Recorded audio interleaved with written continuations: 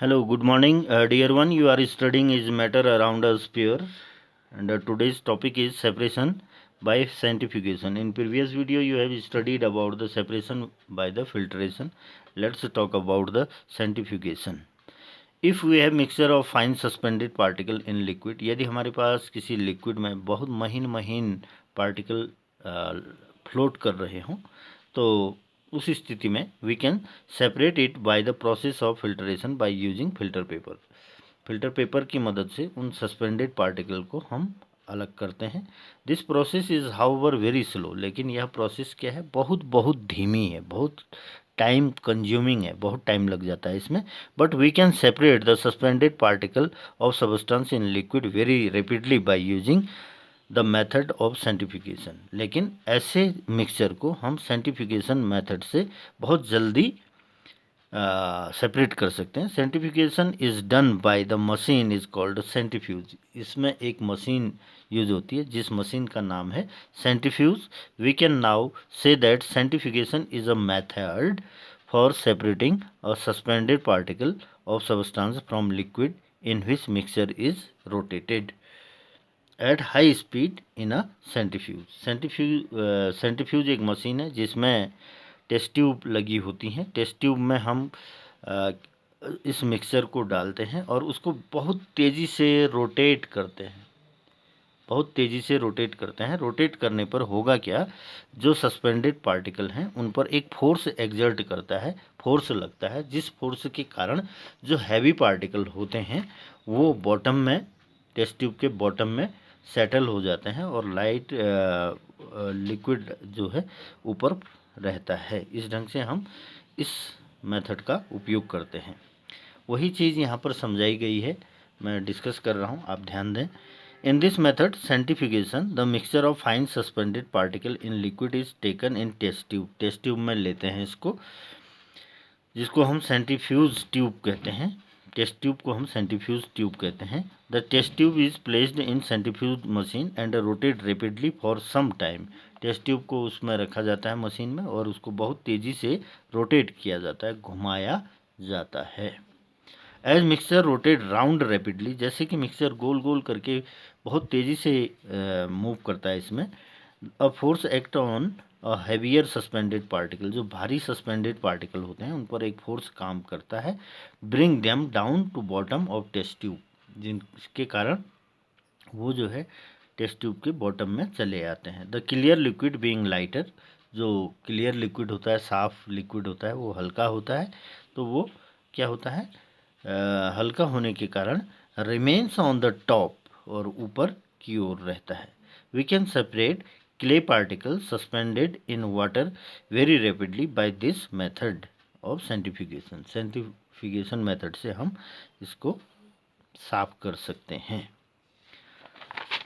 अब ये आपकी सेंट्रीफ्यूगेशन मशीन दे रखी है, यहाँ पर आप देख रहे हैं, ये सेंट्रीफ्यूज कहलाता है पूरा। इसमें टेस्ट ट्यूब हैं, ये टेस्ट ट्यूब हैं, यहाँ पर 4 दिखाई गई हैं। इसमें आपको उस लिक्विड को जिसमें सस्पेंडेड पार्टिकल मिक्स हुए हैं उसको रखते हैं और इसको बहुत तेज़ी से रोटेट करते हैं। रोटेट करने पर हैवियर जो पार्टिकल होते हैं टेस्ट ट्यूब के बॉटम की ओर सेटल हो जाते हैं और लाइटर, वाटर लाइटर होता है या तो वो टॉप की ओर रहता है। इस ढंग से आप इसको क्लियर करते हैं। इस मेथड का उपयोग डेयरी फार्म में किया जाता है। Separation of cream from milk, milk से क्रीम को अलग करने के लिए इस मेथड का उपयोग किया जाता है।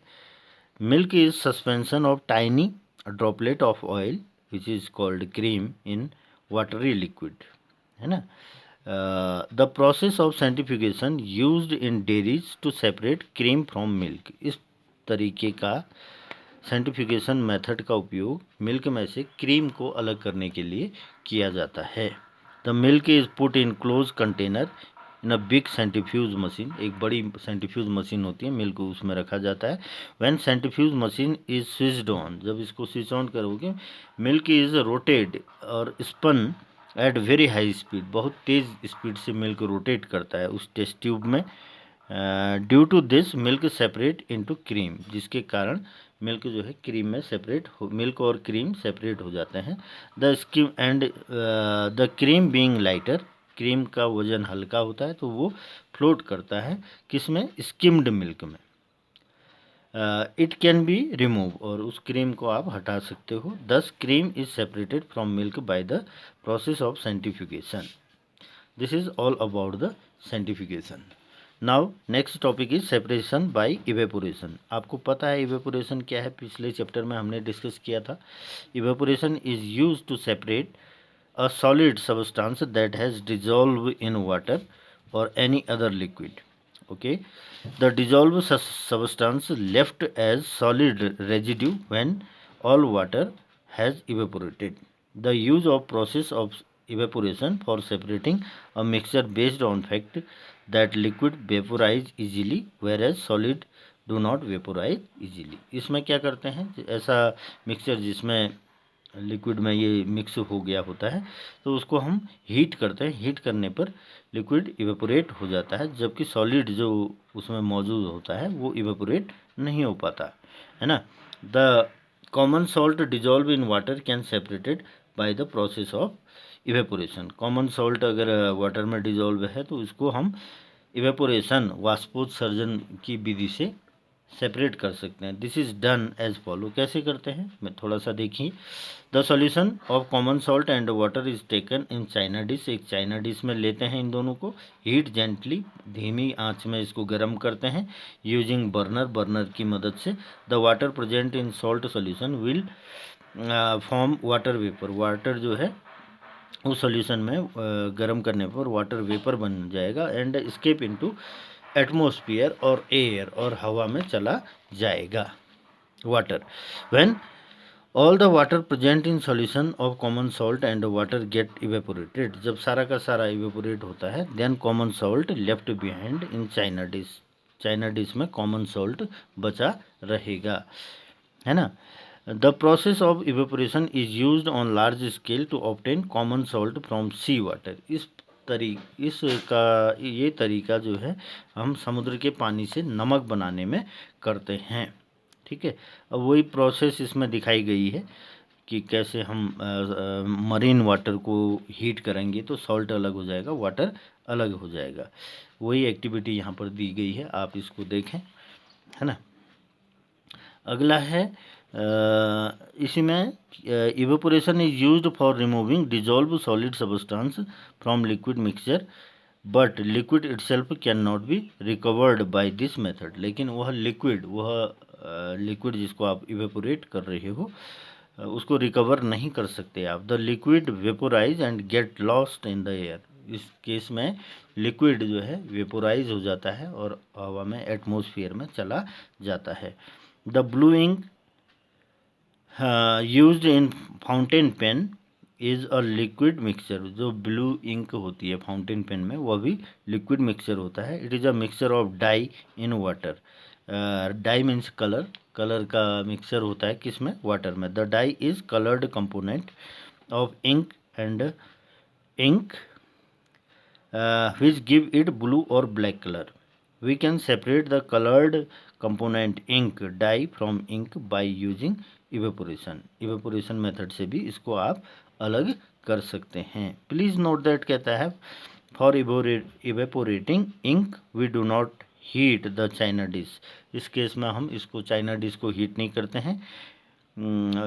Containing ink directly over the flame, flame के सीधे संपर्क में नहीं रखते हैं जैसा कि ऊपर के केस में किया गया है। This is because dye obtain from ink can get decomposed by the high temperature produce by direct heating with burner. ऐसा करने से क्या होगा, डाई जो है, जो कलर है, डाई मीन्स कलर, इंक में जो कलर है वो डिकम्पोज हो जाएगा। We will use water bath for evaporating ink. हम ऐसे केस में वाटर बाथ का उपयोग करते हैं उसको इवेपोरेट करने के लिए। A simple water bath can be made by filling beaker half with water. आधे बीकर में आधा पानी लेकर वाटर बाथ बना सकते हो। अब वही चीज़ यहाँ पर एक एक्टिविटी के द्वारा समझाई गई है। Experiment to obtain coloured component dye from ink. यहाँ पर आप देख पा रहे होंगे इस डायग्राम में ये चाइना डिश ले रखी है। चाइना डिश में इंक है आपकी, है ना, इंक जो कि अलग अलग कलर का मिक्सचर है। उसको एक बीकर में पानी लिया गया है और उसको क्या किया गया है, हीट किया गया है बर्नर की मदद से, और ये वायर गॉज लगाया गया है। हीट करने पर इसी को हम वाटर बाथ कहते हैं, है ना।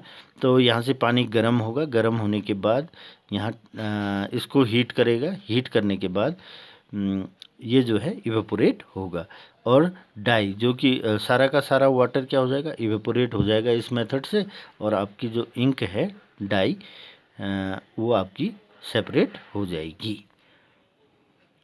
तो this experiment shows that ink is not single substance. इस एक्सपेरिमेंट में हमने यह समझा कि इंक जो है एक ही पदार्थ नहीं है, इट इज़ अ मिक्सचर। यह क्या होता है, मिक्सचर होता है। किसका मिक्सचर होता है, ink is mixture of dye in water. अब है प्यूरिफिकेशन बाय क्रिस्टलाइजेशन। इस ढंग को भी समझिए, इस मेथड को भी। The process of cooling a hot concentrated solution of substance to obtain crystal is called crystallization. ऐसी method, the process of cooling a hot, किसी गर्म चीज़ को ठंडा करके concentrated solution of substance obtain crystal, और अगर हीट करके उसको क्रिस्टल स्ट्रक्चर देने को ही हम क्रिस्टलाइजेशन कहते हैं। कॉन्सेंट्रेटेड सॉल्यूशन, किसी चीज़ का कॉन्सेंट्रेटेड सॉल्यूशन लोगे और उसको हीट करोगे। हीट करने के बाद जब ठंडा हो जाएगा, वो काफ़ी हीट करेंगे, हीट करने के बाद ठंडा हो जाएगा, तो वह अपना क्रिस्टल स्ट्रक्चर प्राप्त कर चुका होता है। उसी प्रोसेस को हम क्रिस्टलाइजेशन कहते हैं। इसको करने के लिए कुछ पॉइंट्स सजेस्ट किए गए हैं, मैं डिस्कस करता हूँ। The impure solid substance dissolve in minimum amount of water to form a solution। कोई भी impure solid substance को हम कम से कम पानी की मात्रा में क्या करते हैं, डिजोल्व करते हैं, ताकि उसका सॉल्यूशन बन सके। The solution is filter to remove insoluble impurities. उसके बाद सेकंड स्टेप में आप क्या करते हैं, उसको फिल्टर कर देते हैं, ताकि जो भी इम्प्योरिटीज़ उसमें मौजूद होती हैं वो अलग हो सके, फिल्टर हो सके। The clear solution is heated gently. अब फिल्टर करने के बाद आपको क्लियर सॉल्यूशन मिलेगा, उसको वाटर बाथ में हीट करोगे, धीमी आंच में हीट करोगे। कब तक हीट करोगे, टिल कॉन्सेंट्रेटेड सॉल्यूशन और सैचुरेटेड सॉल्यूशन इज ऑब्टेन्ड। तब तक हीट करोगे जब तक उसका कॉन्सेंट्रेटेड सॉल्यूशन न बन जाए, मतलब मिनिमम अमाउंट ऑफ वाटर उसमें रहना चाहिए। पानी ज़्यादा से ज़्यादा क्या हो जाए, इवेपोरेट हो जाए, मिनिमम अमाउंट ऑफ वाटर उसमें बची रहे। When small crystal form on a glass rod the solution is saturated, then stop heating. अब उसमें हम ग्लास रॉड से बार बार जांच करते रहते हैं। जब ग्लास रॉड पर क्रिस्टल स्ट्रक्चर बन जाता है तो उसको हम हीट करना बंद कर देते हैं और उसको हम ठंडा होने देते हैं। ठंडा होने के बाद हमें पता लगता है कि वह अपने क्रिस्टल स्ट्रक्चर को प्राप्त कर चुका है। इस मेथड को हम प्यूरिफिकेशन बाय क्रिस्टलाइजेशन कहते हैं। होपिंग कि आप समझ रहे होंगे बातों को। ओके, मिलते हैं नेक्स्ट वीडियो में नई बातों के साथ। Thank you.